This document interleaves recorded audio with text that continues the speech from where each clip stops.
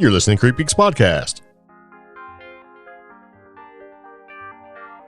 Today's podcast is brought to you by Audible. Get a free audiobook download and 30-day free trial at audibletrial.com/CheapGeek.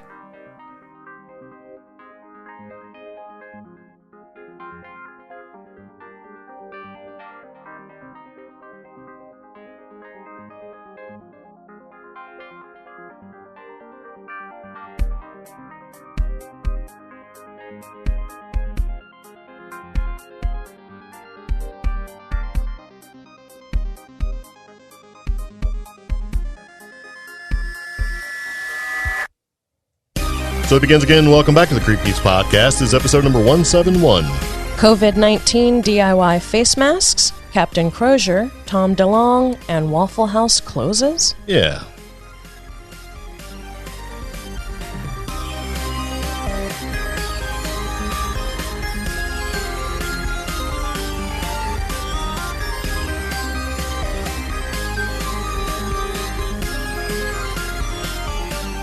So here we are again. Welcome back to the CreepGeeks Podcast, episode number 171. We got a lot of stuff to talk about, and if it's your first time here, welcome. And if you are a repeat offender, good to see you. Yeah.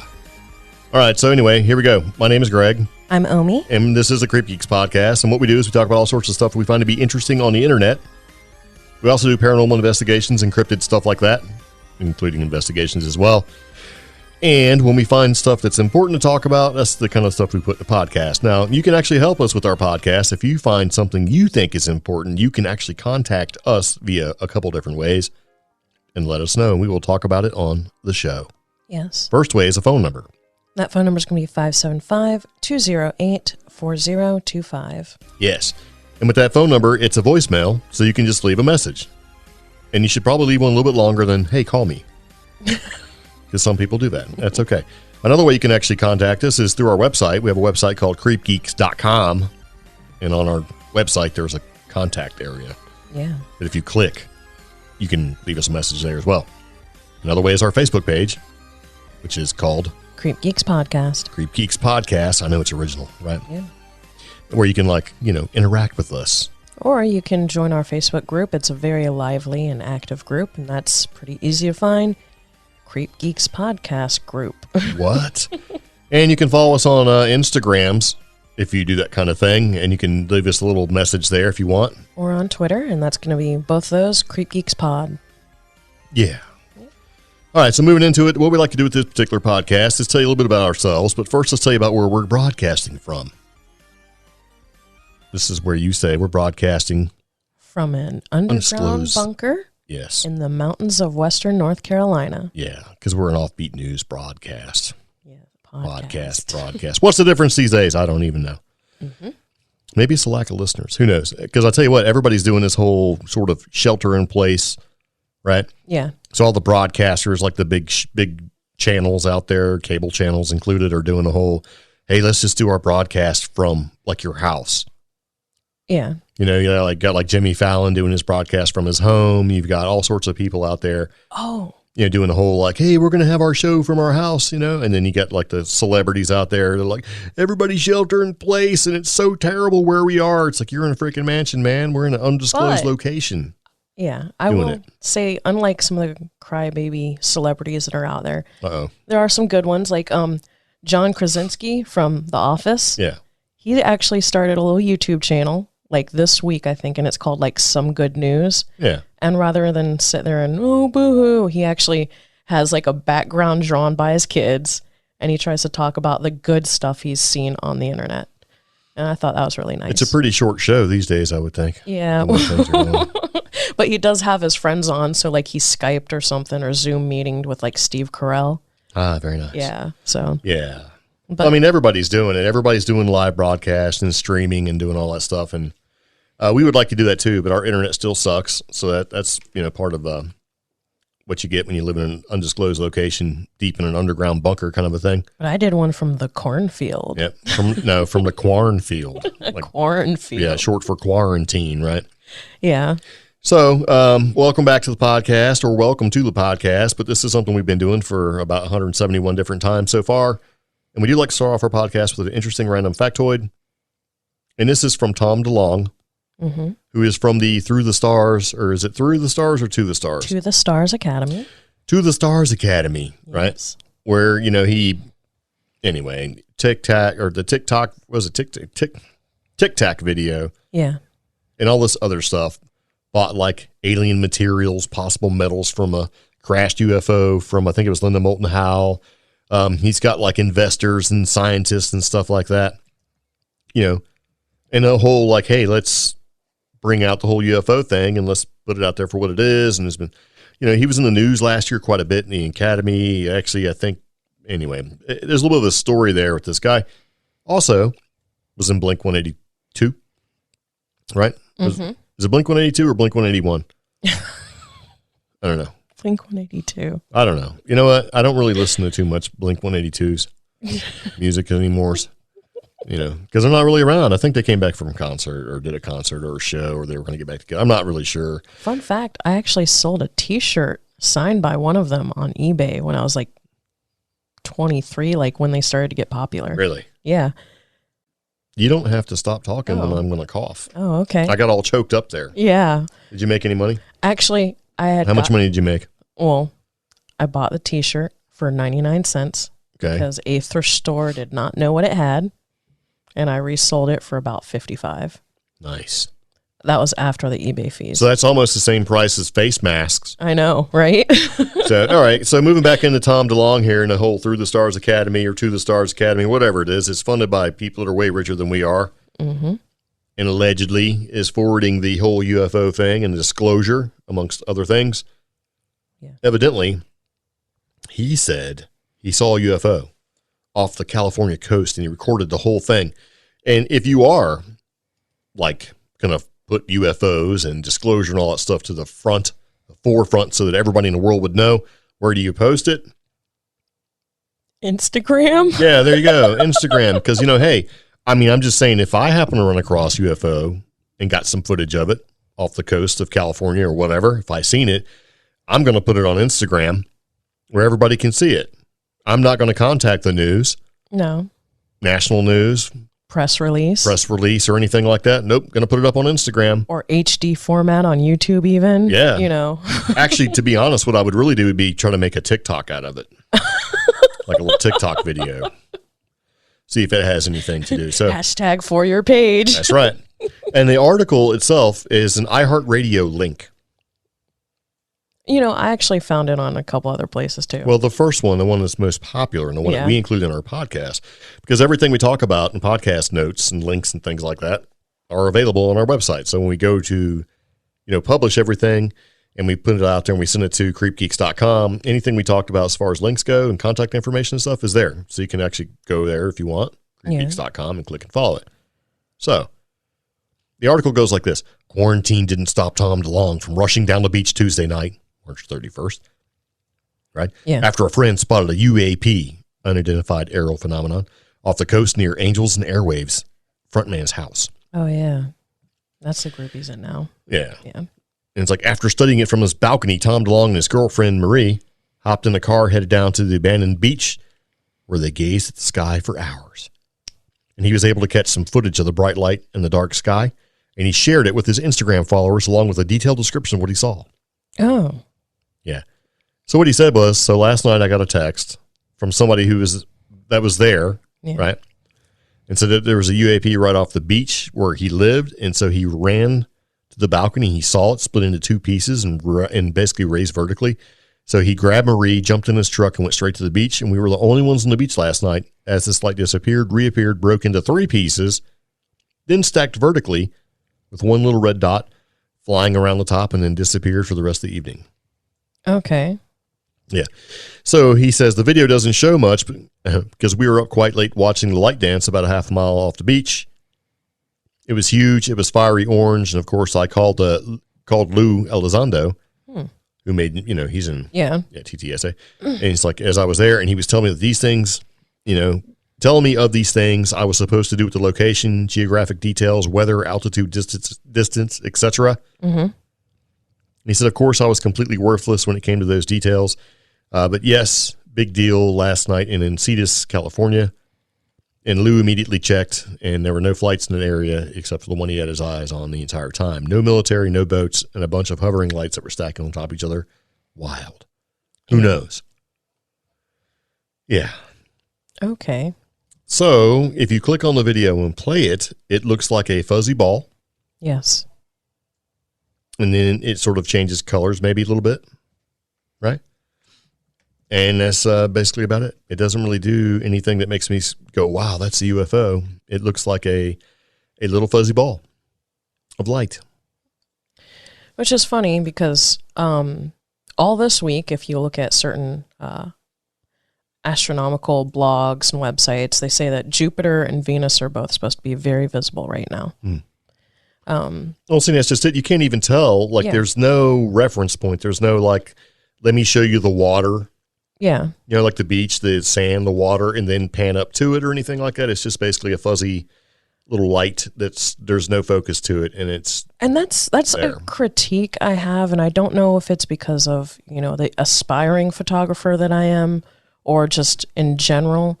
When you have something that is very far away, providing that perspective like you said, or not zooming in all the way. Yeah. You know? And the only reason why I bring that up, because, I mean, if we've seen something like that, you know, since we try to do pictures and video and take, you know, we would probably do a little bit differently. And I could understand the average person who would probably just zoom it in and try to get it and hope that their camera would focus. But he just talked to Lou Elizondo, and where he asked him what he was supposed to do, geographic details, weather, altitude, distance, and all that stuff. And you think he just said, I got it, I'm filming it, or I'm going to film it. And maybe that guy would have given him some information like, okay, maybe you should, you know, put something up for perspective or distance or anything like that. No. And I have that same complaint with not just the UFO community, but the Bigfoot and cryptid community, you know. Yeah. I mean, if you zoom in all the way, I don't care. I will not know if that is a leaf or Bigfoot. Yeah. You know? And I get it. If there really is such a thing as Bigfoot, trying to take a picture of Bigfoot would be hard because fur is something that's hard to take a picture of. Long hair, that kind of thing, lack of details. They normally try to hide that sort of thing. But, you know, this is basically a fuzzy orange ball. Like, could be anything. Could be a Christmas light. Oh, yeah.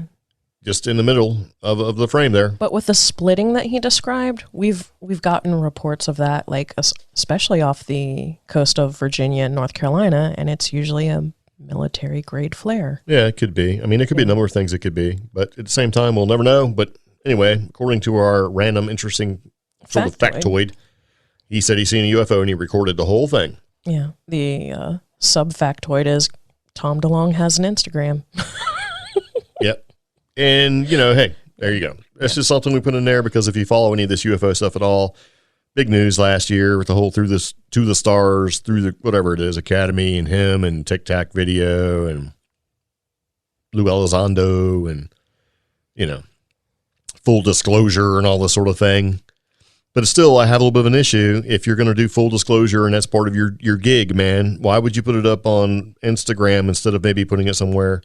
Maybe because maybe because he doesn't know how to save his draft. You know, he's rocking like an iPhone, right? Or something. I mean, I don't know. Maybe the last thing he did was do a video with Instagram. Because unlike some of these organizations who have been around a little bit longer, this new organization, TTSA, you know, they have a marketing director and an outreach coordinator. Outreach is now the equivalent of PR. And they probably went, well, all the younger investors, they're hip, they're using Instagram, so don't bother. Yeah, but you know what though? I don't know. I don't think so. I think if you really want to get big money, I don't think the big investors are using Instagram. True. You know, I don't know. But you'd be amazed at some of the stuff you hear PR people saying these days. Yeah, no, I don't think so. I don't think I would be. Nope. Nope. I think most of them have no idea what Instagram is or TikTok or Snapchat or any of that stuff. They're like, well, you should have put that up on Facebook. Yeah, but... Or, hey, can you send that to me in an email? We're also... Can you send your gigabyte video in an email? Older, and the public information type people these days, they're way younger, and they have this very skewed perspective on what makes things #legit. Yeah, you know what? Still don't think so. I think if you're like involved in that sort of thing as an outreach person, you know where the money's coming from and you know what target audience to hit. Okay. And it's not like just people on Instagram. Okay. I don't know. I just think it takes away some of the credibility this organization is trying to put up with or put out there. I mean, him just putting it up on Instagram. You know, because if you really thought he had something, I mean, if you went out and you recorded what you thought was a UFO, legit, would you put it up on Instagram, or would you try to put it somewhere more credible? But this goes down to what makes you credible these days. Is it the backing of investors or public image? Because this outreach on Instagram has hit more eyes than submitting a press release, waiting for the press release to get accepted by the AP, and then having the information disseminated. Okay, well, it doesn't matter. The Associated Press would accept it anyway. If you paid for it to have it released, it goes past all that stuff. It just has to get picked up by You would send it to either the AP, but you would put it to like NBC News or even MSNBC or CNN or something like that. If they choose to pick it up. You know, they would pick it up because of his name. I have a hard time thinking that him knowing better and having gone through last year trying to get this out for the public eye and going through all that stuff would put it up on Instagram, because he didn't do that with the TikTok video. And we've seen instances where he's been put in front of the public eye, and it almost seems as though maybe he is not. I'm going to say this. Okay, even if he's not the front man, and they're putting him out there, these people would probably have directed him or would direct him to put it somewhere else outside of Instagram. My only thing would be, I would hope they had a handler on him, basically. Then the handler would know not to put it on Instagram. Because if you want people that may have more money, you're not going to put it on Instagram. You're not. I'm telling you. Because, I mean, think about it for a second. I mean, sure, you may get some younger people involved. They might like it and share it and all that kind of thing. But if you want people that are going to put money towards your organization, you need to put it in a place where somebody higher up would see it. Because, see, you're not just trying to appeal to a certain audience. You're trying to appeal to a broad audience. And these people that have lots of money don't have time to be looking at Instagram and all that stuff, right? So what they're going to do is they're going to have little handlers as well. And those little handlers are going to be looking at places like the news outlets and more credible news sources before they even bring that information to the more important person. I mean, aside from like Elon Musk. I'm saying that's where the perspective has changed. Those handlers. And I don't think so. No, it doesn't. The people that have the big money, that perception has not changed because it trickles down. I know we have listeners right now for the podcast that have no interest at all and don't do anything on Instagram at all. And here's where you'd be better suited to put up on Facebook or Twitter. Actually, probably Twitter. Okay. Right? Yeah. I mean, you're arguing against me, and no, I mean, it's not. If you really wanted to get like the youngsters out there, it would be Snapchat or TikTok. Or Twitter. Or even, Twitter is like, even the old people know about Twitter. I know, but Twitter has that larger base that I would expect. Well, yeah. So why would you not put it there? And it has that expected UFO and this audience. Is a really short video. Yeah. It could have totally went to Twitter and went everywhere.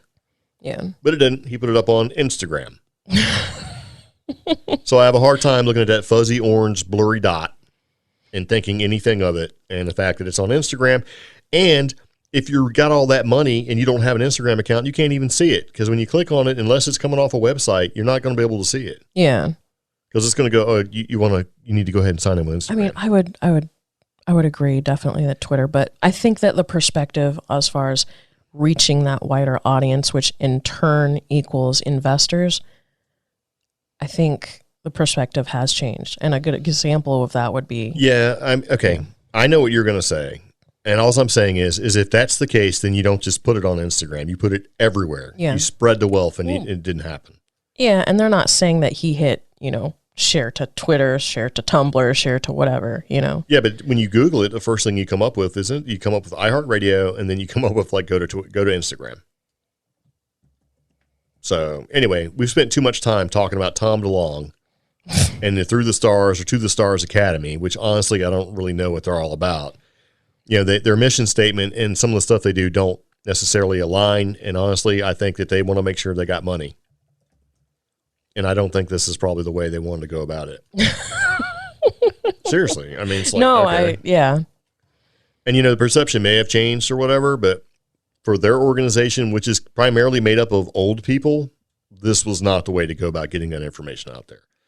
Because if you got investors and stuff, you put it somewhere where everybody can see it, and then you email everybody in your little list and send them a link going, hey, man, you got to check out Twitter. I've seen a UFO. Here's whatever, which is what their handler would have done. No, he just ran out grabbed his girlfriend, and went to the beach and filmed this fuzzy dot. Oh, wow. I'm just looking at his social presence. Yeah. Yeah. Anyway, it doesn't matter. So moving on from that, because who cares anymore? Because I don't think anything's going to come of it. Now, if he gets better video or something like way more involved pops out, we'll be sure to put it out there. But from some of the stuff that they've done and from what I've seen, I don't really know how credible this organization really is. I mean, they took all their stuff from, anyway, there's a website that they borrowed their videos from. Yeah, I remember that. It's yeah. Okay. So anyway, moving on. Here we go. We got some coronavirus search terms. I was going to say COVID-19, but let's call it what it is. Coronavirus, COVID-19. The other day I was looking around and I found some coronavirus search terms according to Google. Yeah. And I thought that some of these were kind of interesting, right? Yeah. And these are trending insights. And I started looking at them the other day and kind of rounded them off today. So evidently the search terms, right, are pretty sort of telling, okay? Yeah. And they change daily. And it's like this first, there's 4 times more search results today with this particular term than there was the other day when I looked at it. So I've noticed sort of a little correlation here between, what you would think would be important versus what really is important. So the recovery rate, like what is the recovery rate for coronavirus in the past day? That search has spiked 4 times higher. Oh, wow. Than it has been. Now, I don't want to click on the links and go look for it because there really isn't that much of a recovery rate. There's only estimations and guesstimations, and nobody really knows because we haven't even reached the top of this pandemic peak, I guess. Yeah, and it's only smaller countries that have peaked so far. You know? And they've been going about, they've been inflicted with this for, I think, a little bit longer than we have. But anyway, so if people were looking for that, so they got some kind of inspiration there going, hey, let me check this out and see, what it is. Whereas in the past week, and this is worldwide, the search term cotton bandanas has gone up 2,850%. Jeez. No wonder I can't find them. Right. And then the next search term, should Americans wear masks, has gone up 1,800%. And I'm surprised it hasn't gone up further. This was just the other day. So, I mean, when this thing updates, it's going to be higher for sure. Yeah. Because there's been a debate about, do you wear a mask or not wear a mask? It's like, I would think you'd want to wear a mask, but then you had CDC and everybody else saying, well, you don't really need to wear a mask. And now they're saying to wear a mask. And then you had the president saying he wasn't going to wear a mask. And now they are going to wear a mask. It's like, do we just wear the damn mask or not? Yeah. Because some people, you wear the mask, people look at you like, oh, they're just overreacting. This thing, whether you think it's a conspiracy or not, is nothing to mess around with. And I would think you'd want to wear a mask. And then you have, which I have kind of remotely experienced, the mask shaming. Depending on the region and the climate in your area, and I'm talking social climate, if you wear a mask in public, people actually either shame you for wearing a mask that should be used by a medical professional. Right. Or, again, you're overreacting and you're underprepared. And you know what I think? What? All those people should kiss my butt. I mean, honestly, this thing is not, and I know that most people that are basically looking at this virus haven't done the sort of looking into it that we have. This thing is no joke. It's not nothing to mess around with. This thing affects, and it doesn't just affect old people. Oh, well, if you're old and you're immunocompromised and all that stuff, I mean, it can live for like 9 days on surfaces. It floats in the air. It's a severe respiratory thing, right? I mean, you could sneeze. The average sneeze is 126 miles per hour, can spread like this crazy, amount of yardage. And people are stupid. They are. They touch stuff. They don't wash their hands enough. We've all worked with people who come out of the bathroom and they didn't wash their hands. Oh. So, I mean, if you've got entire countries worried about it, and those entire countries are saying things like, we didn't do enough and we locked everything down and quarantined everybody, and you're not doing enough because you're not locking everything down and quarantining everybody.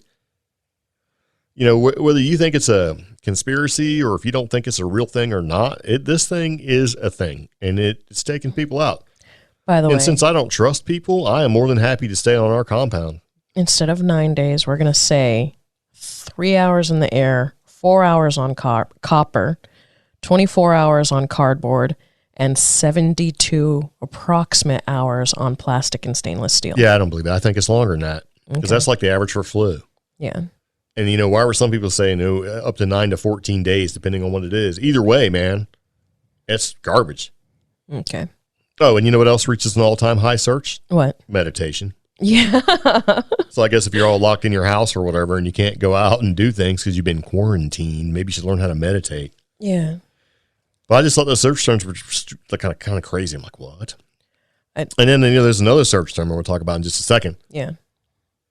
You know what that is? Yeah. Is COVID-19 airborne? Oh. Well, yeah.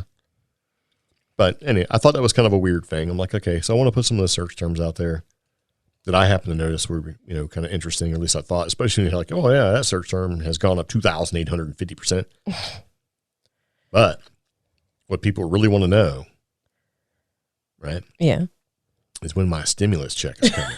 Because those are two others That's right. that have been trending in the past day. Yes. Yeah, how to track it and when is it coming. Yes. So. And before we talk about that, we're going to take a second and play a quick commercial, and then we'll come back and we'll talk about your stimulus check and if you get it or not. We don't know, nobody really knows yet. So anyway, here we go. We'll be right back. Audible is audio entertainment that entertains, educates, and inspires. For you, the listeners of the CreepGeeks Podcast, Audible is offering a free audiobook download with a 30-day free trial to give you the opportunity to check out their service. To download your free audiobook today, go to audibletrial.com/CheapGeek. Again, that's audibletrial.com/CheapGeek for your free audiobook. Enjoy this with your free trial. 30 days of membership free, plus 2 free audiobooks that are yours forever. 1 credit a month after trial, good for any book regardless of price. Exclusive member savings. Get 30% off additional audiobooks. Easy exchanges. Don't love a book? Swap it for free anytime, seriously. Again, that's audibletrial.com/CheapGeek for your free audiobook today. Okay. And we're back. Yep. Okay, so you listen to CreepGeeks Podcast, and when we left you, we sort of hinted that you may be getting a stimulus check, or you might want to know about your stimulus check. Oh, yeah. So we kind of dangled it in front of you like it's been dangled in front of everybody else right now. So right? wrong. Yeah, because everybody wants these checks. And you got people out there saying, well, don't accept the check if you're a socialist. Or if you're not a socialist, then you're not going to want to take, like, shut up. First off, everybody's broke, right? People aren't working. And for the government to step in and help you is not a form of socialism because they're doing what they're supposed to do. And you're really not helping me by giving me anything, right? And you're not providing for me, government, because if you think about it like this, we've all paid taxes to one degree or another, and you're just giving us back some of our money that we've used to pay taxes. So is that really socialism? No, in fact, isn't that how government is or taxes are intended to work? That's kind of what I thought. But some people will say, since the government's giving you back money, which is really taxpayer money, to help support you and to keep capitalism alive, that's a form of socialism. So whatever, we're just splitting hairs here, because at the end of the day, if you're going to hand out money, right, and you're not going to call it a handout, I'm probably going to take it. If you said, hey, here's a handout, I don't know if I would take it or not. But if you're going to offer up $1,200, you know, a person, I'm probably going to take it. Yeah. I'll tell you a little secret. I will take it. Yes. And since I do pay taxes and you pay taxes, we have our direct deposit information on file with the IRS, right? Yeah. So you know what they're going to do, right? What? They're going to put that money in our bank accounts. Okay. Yeah. So here's how the stimulus check thing works as we know it. So these are the coronavirus stimulus checks. And it says this will pay many Americans up to $1,200. Okay. Each. That's $2,400. Okay. That's a lot of money, right?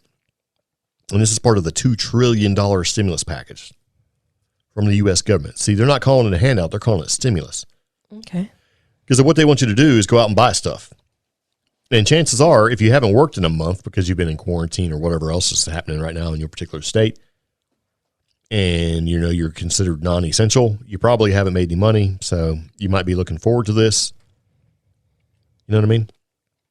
I know anytime I can get some money from the government, Even though I've paid money into the government, I'll probably take it. So here's how you can figure out if you're going to get a check. And chances are you already know all about this, but I thought we'd talk about it anyway, just in case you live under a rock or you're so independently wealthy you don't have to worry about it. Or if you're in a foreign country, and by foreign, I'm not saying that in a bad way. I'm just saying, other than the United States. Here's how it works. Here's the quick sort of checklist for you. Am I going to get a check? You will get a check if, 1, you have a Social Security number. B, you filed taxes in 2018 or 2019, or didn't earn enough to file but receive Social Security payments, right? Mm-hmm. 3, you earned less than $99,000 for single filers, $136,500 for heads of household, or $198,000 for married filers, according to most income tax or most recent tax return. Wait, did they change the amount? No. Oh, because I thought it was like 75 at one point. No, people were saying that, but they didn't know what they were talking about. Okay. Yeah. All right. Okay, so if you file taxes in 2018 and your information's on file, you're going to get some kind of check. If you've already filed in 2019, right, for your 2019 taxes, you're going to get some kind of check. Okay. And the last thing is if you're not claimed by someone else as a dependent, then you're going to get some kind of check. Cool. Now, how much do you get? It says the IRS bases the amount of your payment on your adjusted gross income. So if you got to look at your tax return file, whether it's 2018 or 2019, you got to look to see what your AGI is. Your your adjusted gross income. So if your adjusted gross income is less than $99,000 for single filers, right? Mm-hmm. Or $136,500 for head of household, or $198,000, you're going to get money. Okay. Yeah. I believe you get the full $1,200. Wow. Yeah. So what they're saying is that if the maximum payment is $1,200 for single filers with an adjusted gross income below the $75,000, or single parents, which counts as head of household, with an AGI below $112,500, right? Mm-hmm. Or married couples who file jointly, if their stuff combined is under $150,000, you would get a total of $2,400. So that's where it gets a little tricky. Yeah. So you have to have earned less than 99,000 single filers. I believe that's gross, but anyway, that's what's going to happen here. And your payments get reduced by $5 for every $100 you are above your AGI. Yeah. So now there's an online calculator you can do to figure out how much of your check you're going to get if you're that wealthy. Yeah. But we don't have to worry about that because we're not in that category like most Americans these days.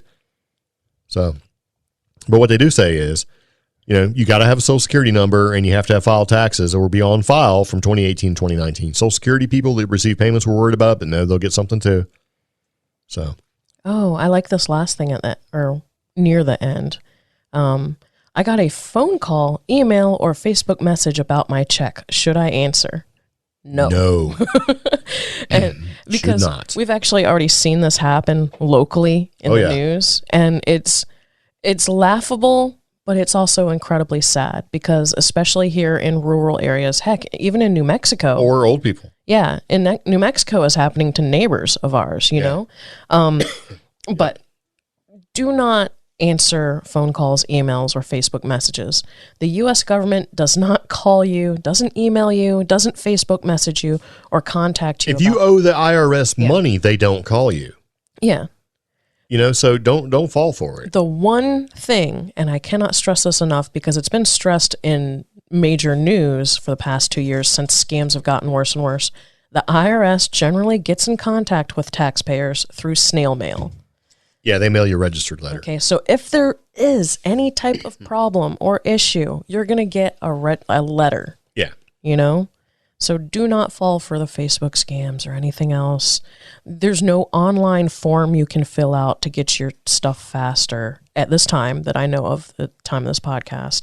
So don't click on a link and fill something out and then wonder why some company in another country got your stimulus check. Yeah. Speaking of, and here's when you can expect to receive it. Yeah.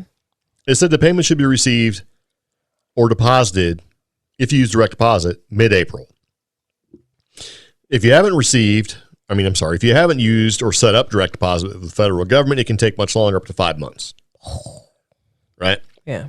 And so this person from Business Insider, which I don't actually trust as a website because they seem to do anyway, I just don't particularly trust them. In early May, the IRS will send out paper checks for those without direct deposits, and it could take up to 20 weeks to issue all the checks. I don't know. I think with this thing having enough priority, it'd probably be a little bit quicker. But allegedly, around the middle of April, you may see a deposit. Should you qualify? Yeah. Now, the big thing I want to know is, okay, is this taxable? You know, they're like, we're going to give you $1,200 and you get, $800. No, it's not taxable. And my thought was, okay, well, does this count as income? And I don't believe it actually counts as income because it's putting it into a different category. If you owe back taxes, you're still going to get a check if you qualify. And these payments are treated differently than your tax refund. So there you go. Because like it says, okay, if you've had your refund seized because you owe back taxes, you're still going to get a check. So, yeah. So it's a thing. And then, like you were saying, let's just reiterate one more time. If anybody calls you or sends you an email or sends you a Facebook message about your check, do you answer? No. No. Do not. In fact, I've been trying to stress to some of our older audience who have been sending us a lot of links because they're concerned about like coronavirus and a couple other things.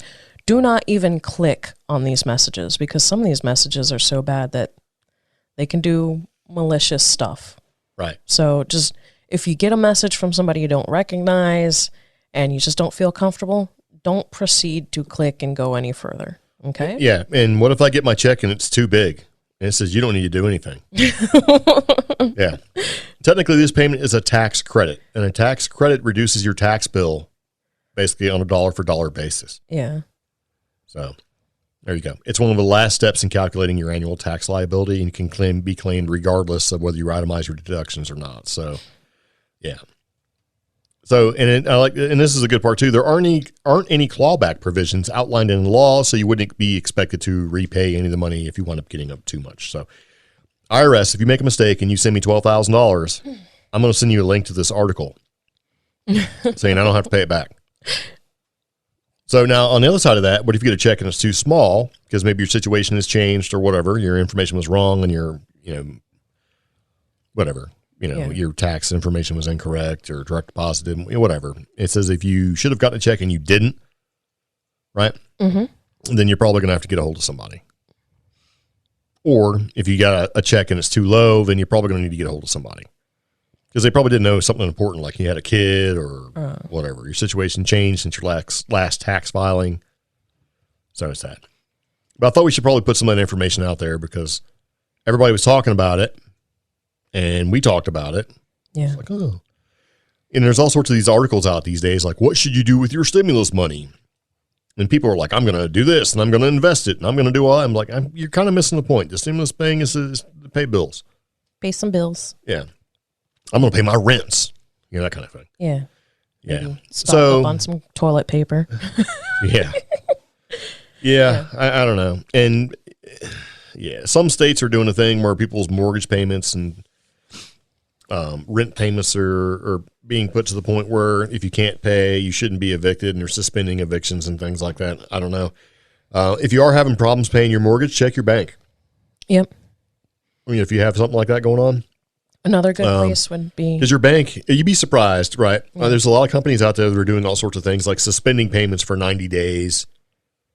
So if you're having problems paying, they're not going to turn your stuff off, charge you fees, and do all that sort of thing. So check with your financial institution if you're having some kind of issues, whether it be like your cell phone or your mortgage payment, or even some credit cards and loans are doing that sort of thing. And I'm sure people have seen the car ads, like if you can't pay your bill, I don't know, we have assistance where 6 months are free.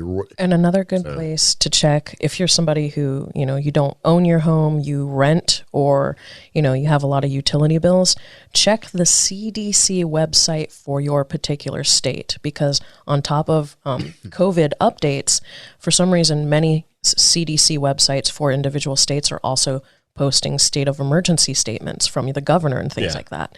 And certain governors declaring states of emergency, they'll also put addendums into the state of emergency, like no more shutting people's power off, that type of stuff. So those are good places to check as well. Yeah. And so whether you accept the money or not, if you get any, whatever, man, just do what you're supposed to do and stay home. Really is what it boils down to. Don't go out there and give people some virus because you're tougher than everybody. Don't be a friggin' hero. Like that guy's like, I haven't missed a day of work in 30 years. Like, good job, spreading the virus to a bunch of people because you weren't smart enough to stay home. Yeah, or what me and my sister-in-law were talking about, the pastors who have managed to spread it to like 20. Don't even get me started on that. Yeah, I know. Hey, yeah. It's like, okay, why would you congregate all those people together to spread the word when you're really just spreading a disease? Yeah. It's a virus. It just seems irresponsible to me. I mean, it should be like we know someone who is basically set up to talk to their flock using technology and exercising the brains that has been given to him and say, I'm going to live stream, right? I'm going to utilize all this telecommunications and teleconferencing technology we have where you can just log in and go to church. Yeah. Instead of going, hey, come on down. Everybody come on down. It's like, it makes you wonder if there's like an ulterior motive with some of these. Like maybe they couldn't get Square set up fast enough to get money. Oh, that's messed up, but true. I mean, I would not be surprised because there are some pastors out there that they need a jet. You know what I mean? Yeah. And I've always looked at that being like, hold on a second. But anyway, I just think that's just not responsible at all. I mean, I would be like, hey, I'm going to need you to stay home so I can see you in a month or whatever. No. Utilize technology that's there. What is our homemade face masks responsible? What? Or do you think we should be wearing these homemade face masks? Right now? No. Okay. Why would I wear it in my house? This is kind of silly. Well, okay. If I go outside, I'm not going to wear it. But if I go somewhere, like it's outside of our, hidden compound, I'm probably going to wear it. I'm not going to wear it in a car riding around, but as soon as we get out, if we go anywhere where there's other people, I'm probably going to put one on. A homemade face mask? I don't know. I mean, because we don't have, technically, I think we have a couple N95s, but, that's the new thing now. Everybody's like saying, hey, you should make a homemade face mask if you can't find one. And I kind of think that all those people who are buying these face masks and other people are making fun of them. Yeah. They're out there wearing their sweet, sweet face mask, and people got underwear wrapped around their faces now because they probably should have bought some, right? Yeah. So that whole face mask shaming thing is just going to backfire on them. Yeah. But we did put a link in here about homemade face masks. Yeah. I do like, if you do click on the first link, there is a little segment about certain masks made by online retailers and indie companies. One of them was actually is run by a former nurse, so she's trying to stick to certain standards. So just do your research, I would recommend. Some of these face masks, great idea. We still don't know, like we were saying earlier, whether or not the CDC wants us to wear these or not. As of tonight, they are now recommending. Yeah, because the Trump administration is recommending to wear them. Yeah. So you might as well wear them. And if you don't have one, you should probably make one. But it's also a cultural thing. Like, remember, I mean, when the other flu viruses hit smaller Asian countries and we started seeing everybody wearing masks in those countries? Well, yeah, but I mean, they do it for a different reason, though. They do it so that they don't infect the other people out of a courtesy thing. Yeah. We obviously don't have that sort of ethic here in the U.S. because you got people just running around, they don't care. So, I mean, they wear it, and if they think it's a socially responsible thing to do. If you're sick, don't spread it by wearing, protect others from getting sick. Whereas here, we're trying to get people to protect themselves against getting sick, and they're not doing it. And see, that makes because I think they look at it like some kind of reverse sort of psychology. Would go, you should protect yourself. So if everybody tries to protect themselves instead of protecting others, then the amount of people that will get exposed will be much, much less. Okay. But I wish I knew and understood the science more, because there's like some of those masks that aren't the N95 masks that have like little filter pockets you can put stuff in. Yeah. Is that going to help me or not? I don't know the science enough to understand that. Probably not. I mean, masks do different things, and you have other masks like, painter's mask where they go paint cars and stuff like that. And the amount of particulates that they're supposed to filter out are different, but nobody really knows how much these actually work. It's like, so you've got mask makers out there that are basically making these masks now. And there's like lots of companies that have sort of shifted gears and decided to make masks, that they weren't normally making masks. Or falsely put out press releases saying they're handing out mask kits that you can pick up from their craft store. Are you talking about Hobby Lobby? Actually, I'm talking about Joann Fabric. What? Yeah. Oh, so don't cause a problem with the fabric people. That disappeared real quick. There was a statement saying that if you went to select stores, you could pick up free face mask kits.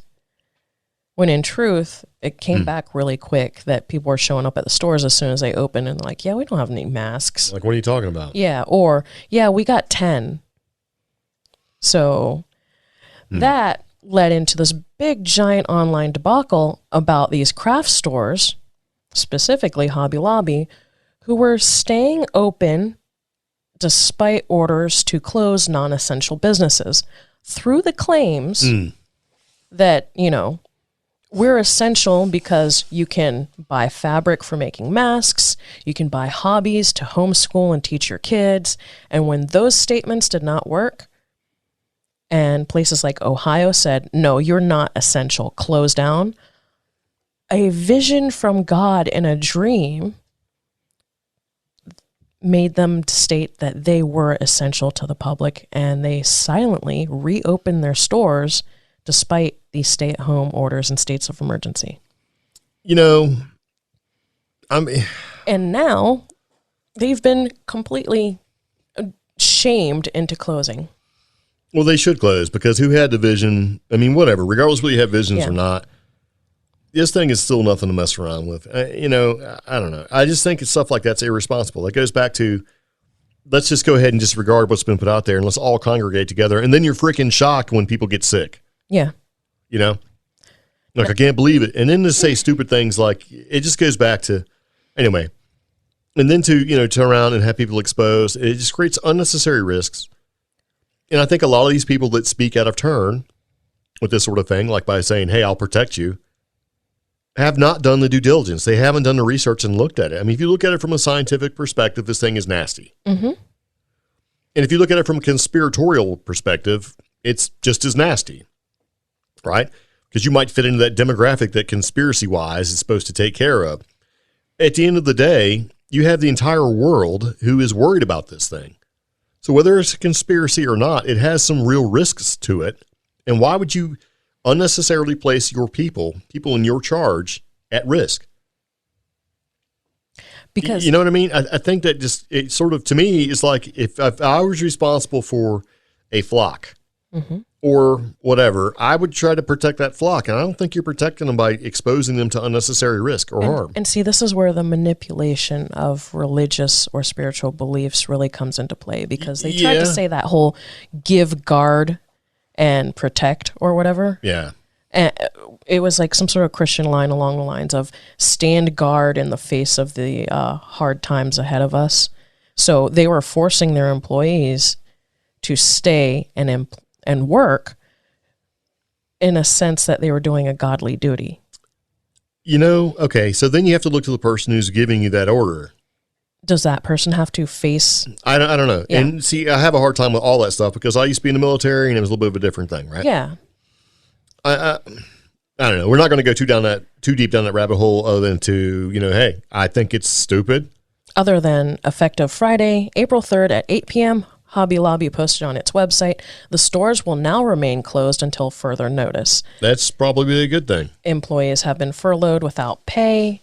That's not a good thing. Some news websites are saying that they are prepared to maintain medical, dental, life, and long-term disability benefits for employees while furloughed through at least May 1st, 2020.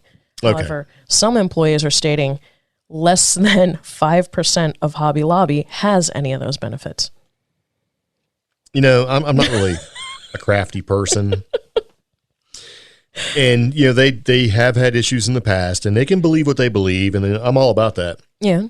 They should probably take a lesson from, like, Chick-fil-A, because Chick-fil-A seems to be doing it right. These guys are not. But anyway, we're going to move on from that. Yeah. Because I just think it's just stupid. Because anyway. I would just do a whole episode just on Hobby Lobby. Yeah. I really would. Well, let's not do that, because I don't, you know, number one, I don't care about Hobby Lobby because it's a craft store. Yeah. Number two, I don't like craft stores because they don't have comfortable chairs for me to sit in while you run around and look at stuff. Yeah. Because they don't. And it's like you go in there and it's like, what's in Hobby Lobby for me? Wood burning kit, maybe. maybe a model car kit or something. Maybe you can like cut it out of wood. But other than that, I got nothing, man. I don't even want to be in there. It's like I'm not a Michaels fan either. And if any of you guys have a problem with that, I'll fight you in the parking lot. I don't care. I don't want to go in there. It's not my thing. It's just not, man. Some people like, it's just kind of one of those things. Okay. Now here's something that kind of got it, talking about the military and following orders and stuff. This may have made the news in your area, or you may have seen it, but there's a captain who basically was pretty much relieved of his command because of his coronavirus complaint. Yeah. And I kind of got to go both sides of the fence on this. And I'm not going to go into it in too much detail. But, he was calling for help, right? Mm-hmm. And he sent a letter, and I'm trying to get the thing to load the page actually so I can read and be a little bit more this is an update. Detailed. Yeah, because it has been updated. It was updated like 5 o'clock. Yeah. Right? And the guy's name is Captain Brett Crozier, sorry. Yeah. And he was removed from his post as commanding officer of the coronavirus-infected aircraft carrier, which, it's just frightening. Well, they're making this already more scary than what it needs to be. USS Theodore Roosevelt.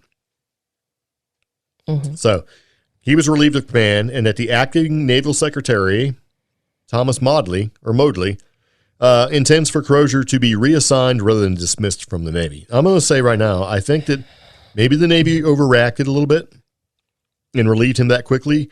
But at the same time, this happened 2 days after Crozier sent an alarming letter, right? Yeah. In response for help because of the pandemic. And he put it out there. And he put it out there for the world to see. And by putting it out there for the world to see, he sent it to like 30 different people in an email. And he didn't send it to his direct chain of command. He sent it outside the chain of command. Okay, number one, you don't do that. Yeah. And number two, while you did that, you basically instilled or showed a lack of confidence and thereby alarming these people, as in the acting naval secretary, that they don't have a confidence in you and your ability to command your vessel. Because it's not just like the people on board, it's all the equipment, it's the money. So with that being said, and granted, these ships are, the worst case scenario for a virus, because you're such close proximity, there's no way. They are awful for this kind of thing. Yeah. As the cruise ships and the debacle on the cruise ships is kind of doing the same thing. So he got relieved of command, right? And with that lack of confidence and displaying a lack of confidence and the way it looked is he got relieved, man. He was done because of the whole coronavirus thing. He sent that letter out. It was like 4 pages long. Yeah. So, but it had some really alarming facts in it. Well, of course it does. It made me feel horrible. Just how bad the situation might be on that aircraft carrier. Well, I get it, but he also did a couple different things that I could see where it got him relieved of command. Okay. By you sending out an alarmist letter, you basically given away a couple different things. And one of the things that's probably an alarming thing was that you took our military readiness and our perceived military readiness and our ability to fight anytime, anywhere on the planet, all that sort of thing, and how strong we are as a military, and you made it like we're weak. Yeah. And you made it like we're deficient, and you made it like we are prime and ready for the pickings. But did he actually release it to the public? I thought all those 30 people... It went to 30 people in an email chain. Yeah, but I thought all 30 were internal to the U.S. government. Well, somebody got the letter because I'm reading it on the internet. And then from there, somebody else may have leaked it to the L.A. Times and the rest of the world, It doesn't matter. It didn't go to his immediate chain of command. It went outside the chain, number one. That was mistake number one. Yeah. He might as well just send it to the newsletters or news agencies, honestly. Yeah. I don't know. I also think... I think the military moves slow with this kind of thing, and they needed to react, and they weren't reacting, and he was genuinely concerned. And for that, I applaud him. Yeah. At the same time, I understand where he's coming from, right? With that sort of thing. I also understand where the military is coming from. You broke some major rules, and that took the confidence of your ability to lead that vessel. And since when they don't have confidence, they relieve you. Yeah.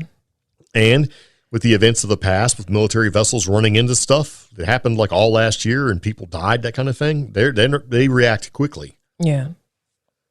And they did. I think they probably did a little too quick. But. It also leaves room for interpretation of the situation and assumption, because now I'm like, okay, why didn't he go to his admiral? That from now like a civilian perspective, I'm like, why didn't he go to his chain of command? Yeah, why didn't he?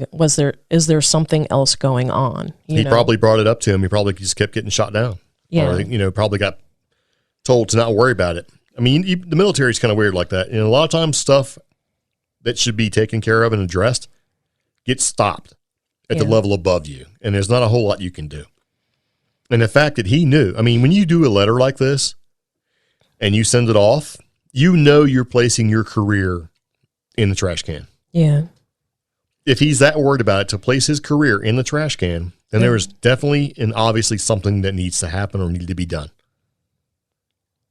I mean, you don't send a letter off, especially being a captain of an aircraft carrier. You don't send a letter off like this thinking that you're going to get some kind of medal for it. You're putting your career in the trash can. Oh my gosh, I'm just reading the updates as far as like the sailors being transferred, sailors testing positive. Yeah, I mean, like they should have been getting people out of there. And, he and like point number 7 of his letter, decisive action is required. Removing the majority of personnel from a deployed U.S. nuclear aircraft carrier and isolating them for 2 weeks may seem like an extraordinary measure. Right? But he's basically saying it needs to get done. And it also placed doubt on our operational readiness, really. Yeah. And I think that's part of it too, but I don't know. It's a sticky situation because this is a bad thing. Honestly, it's bad that he sent the letter because he felt like he had to, but it's also bad for like, what do you do? What do you do when you have a virus like this that can basically, it's killing people and spreads quickly and you don't even know? I mean, it can wipe out a whole ship with a quickness. And this is going to sound awful, but it's also that whole, you swear an oath to your country. Yep. But you also, the people who sign an oath to their country, they come from a personality and standpoint that they're signing an oath to their fellow man, And it's the personality type, the true good soldier, I guess. Yeah, well, I understand what you're saying and what you're trying to say, but you also have those people that swear an oath. Yeah. And they don't mean it. They're just there to, get money for college or whatever. And they think it's going to be a 2-3 year ride. Well, I'm definitely not talking about them. Right. I'm talking about at what point does your want and willingness to help your fellow man and seeing these people around you getting infected or in such a high risk situation that it's terrifying. At what point do you make that judgment call? And I can't tell this person. I can't tell Crozier. And neither, I don't know. Well, he felt he was there, and that's why he sent that letter. I mean, he knew. So, in some ways, he's a hero because he brought it out there and he brought it to the light, and they've been reacting, right? Yeah. And trying to take measures. But in some ways, he broke the trust, and since he broke the trust, he's been relieved of command. So it's double-sided, man, because you're going to have some people who are like, he should have been kicked out of the Navy, and how dare you? And then you have the other side of that going, he's trying to protect his people, and how dare you? And he's trying to save lives because, it's like every 2 days. But if he made us appear to be weak as a military by giving away information, right, this could be seen harmful. Yeah. Because there are spies out there, everybody. And people think the Cold War is dead and all that stuff. No, it's not dead. And there are still, hey, if you make us appear weak and you take our operational readiness and you put question to it about our ability to defend against enemies foreign and domestic, that's a problem. But I still think the Navy probably should have waited more than 2 days to relieve him. I think that was a knee-jerk reaction. Yeah. And I've been relatively unhappy with the way the Navy has been doing stuff like in the past years. It's like, it seems like a lot of stuff that's happening is due to decisions that have been made to sort of stretch things a little too thin, man. I think, the long deployments, the lack of training or training is happening too quickly, and the request for, more, I just think it's too much. And either you need to flood the military with money so that they can take care of fixing things and more training and getting better suited to basically respond to the tasks that you're being asked to do, or ease off on some of the requirements or do something. But I was in, and we didn't have nearly as many incidents as what happened in the past 2 years. Yeah.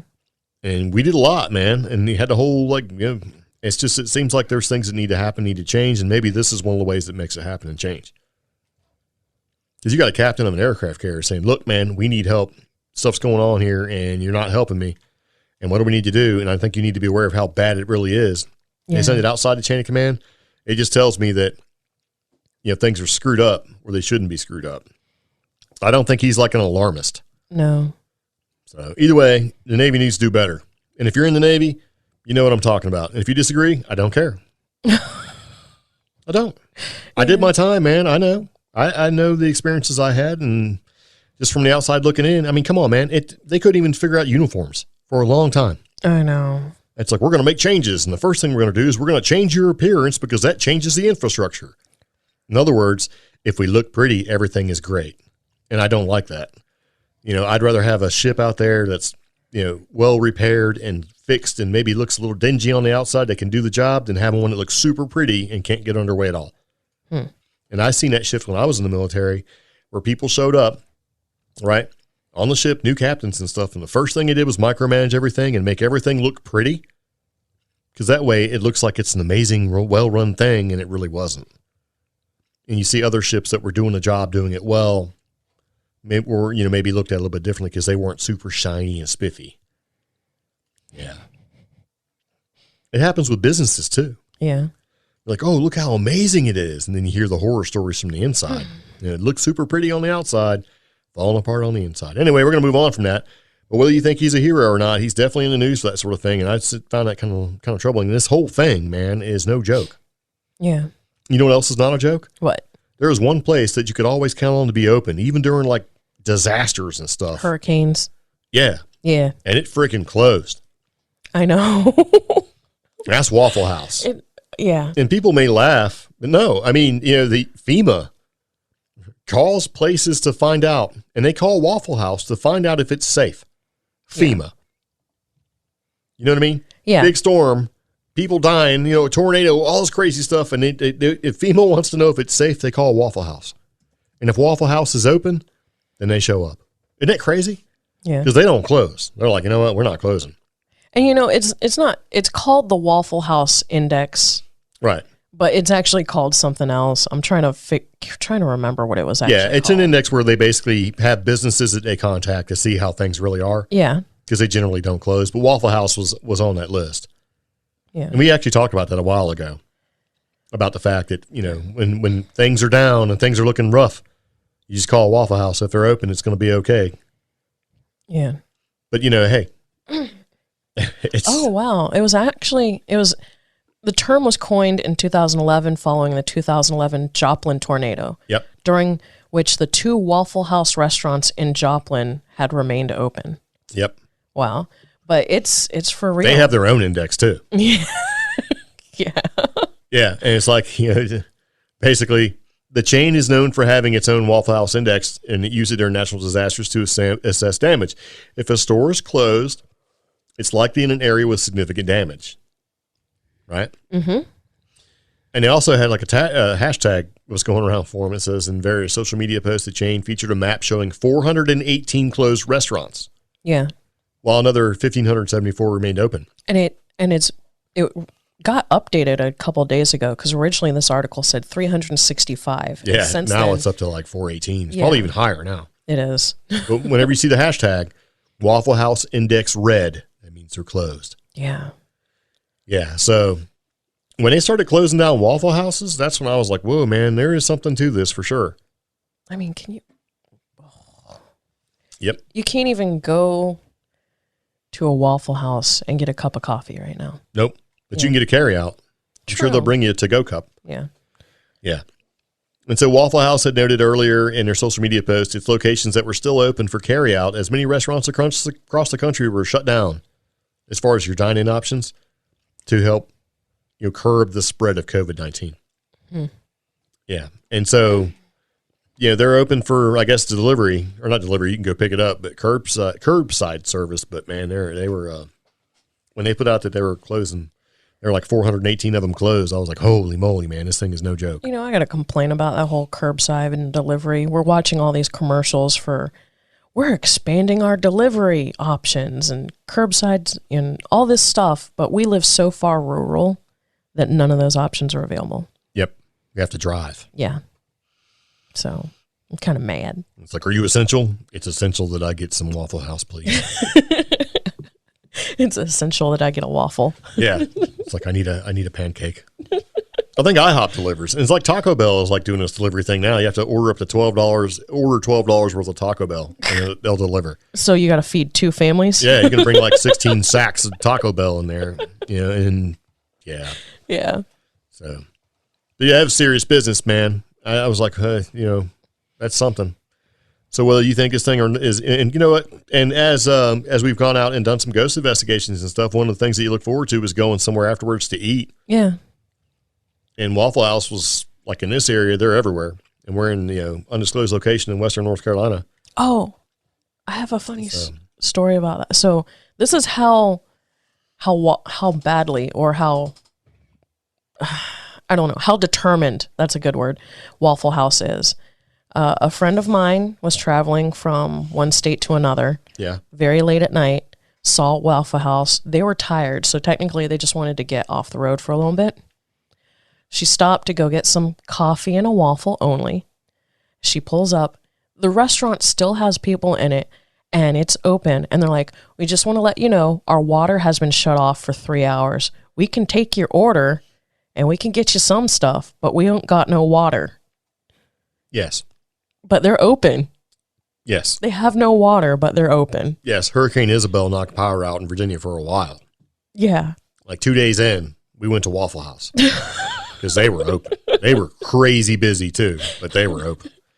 They were so busy, they were like checking people at the door. Oh my gosh. And then when 2 people would leave or whatever, they'd let 2 more in. And we were standing there being really nice. And people were being really rude. And the manager was like, he brought us in to eat and made the rude people wait. Oh, and he was a big guy. One guy was like, you got all angry with him. He's like, I've been working here for 24 hours straight. I will beat you in the parking lot. And that's where I got that parking lot thing from. It was from hearing him say that. But, yep. I got waffles. Wow. I'm using Waffle House's map right now to see who's closed. Yes. Yeah. They don't even have our location listed. Well, don't tell people what it is. I'm not. All right. So anyway, we're getting ready to wrap up the podcast, but we have one more thing to talk about. Yeah.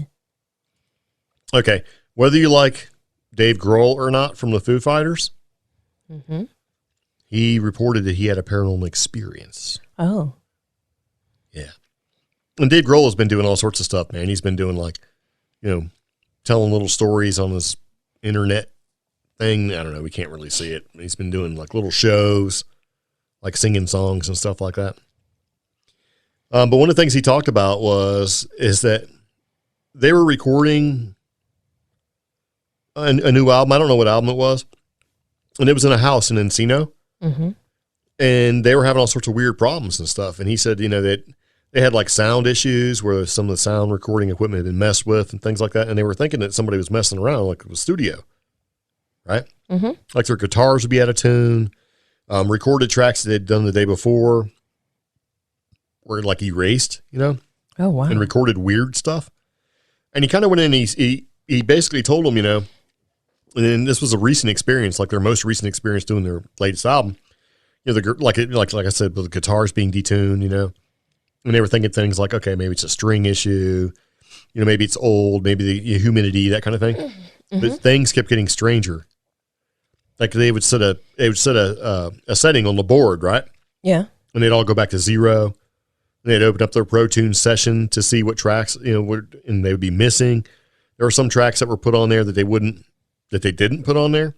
Oh, that's got to be creepy. Yeah. And it's and they would have other stuff like weird open mic noises. Nobody playing an instrument or anything like that. Just an open mic recording a room. Can you imagine? Yeah, it'd be kind of creepy, wouldn't it? Oh, and if he had any interest in the paranormal, I wonder if him or somebody bothered to sit and listen to that whole recording. Well, here's the weird thing, right? Yeah. They were trying to figure out what it was. So Dave Grohl brought in like a baby cam. Oh. Right? Yeah. A baby monitor. And they set it up in the studio each night. And what it says here in this article is, what they recorded on that monitor nearly stopped the recording of the album. Oh. Yeah. Yeah. And they talk about Dave Grohl is no stranger to paranormal after the death of Kurt Cobain and Nirvana breaking up.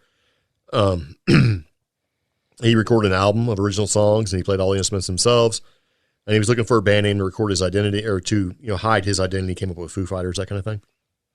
But the funny thing about this whole thing is that excuse me, he had to sign a non-disclosure agreement with the landlord of the house where they recorded their album, Foo Fighter album, because the guy was trying to sell it. Oh. So he's like, so I can't give away what happened there in the past, but these multiple occurrences over a short period of time made us finish the album as quickly as we could. Isn't that weird? Wait, where was this house? Encino.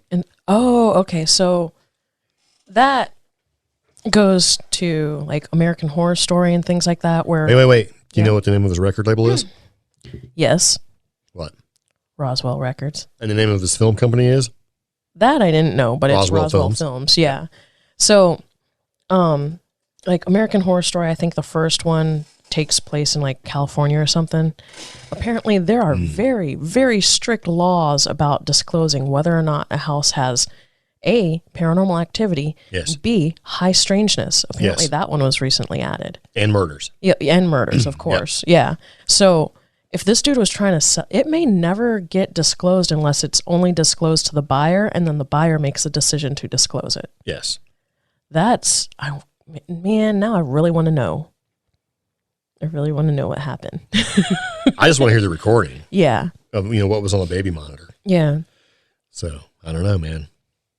Kind of weird. Man. Maybe. And, Dave Grohl is one of those people where every time I see the guy, I think he's just a genuine person. I don't, why would he need to make anything up? No. Yeah. He's Dave Grohl, man. And the Foo Fighters, whether you like Foo Fighters or not, they just seem to be old school kind of rock and roll guys. And even though I don't really listen to a lot from them, that he's like on the bucket list of celebrities I'd like to meet. Yeah, I think he'd be cool to hang out with. Yeah, maybe just talk about paranormal stuff and aliens. Yeah. That would be cool. That would be a cool interview for the podcast. Yeah, that'd be pretty cool. Yeah. Well, there you go. I think we are about done with this particular episode of the CreepGeeks Podcast. We've been talking for about an hour or so. You realize we talked about 2 different musicians and the paranormal / UFOs. Yep. That's pretty cool. It is cool. Yeah. Because we're cool. Well, of course. Yeah. And you can follow us on Instagram and everywhere else if you like, and Facebook and all that jazz. Heck yeah. And speaking of being cool, if you want to see more of us while you're, practicing #stay at home, be sure to check out the new documentary available on Amazon on the Trail of UFOs. Yes. CreepGeeks do make an appearance, but so do a lot of other much cooler people. Yes. We've put a link to it in the show notes. If you want to contact us, again, that's going to be contact@creepgeeks.com or visit our website, creepgeeks.com. And if you'd like to support us in some way, we do have a Patreon. That's patreon.com/creepgeeks. Yes. That's about all I got. Yeah. All righty. All right, so be sure to join us next time on the Old CreepGeeks Podcast, where we talk about more interesting stuff. Yeah. And I can't wait for the time where we don't have to talk about coronavirus anymore. It'll be good. I can't wait. Yep. Anyway, there you go. So see you later. Take it easy. Bye-bye. Bye.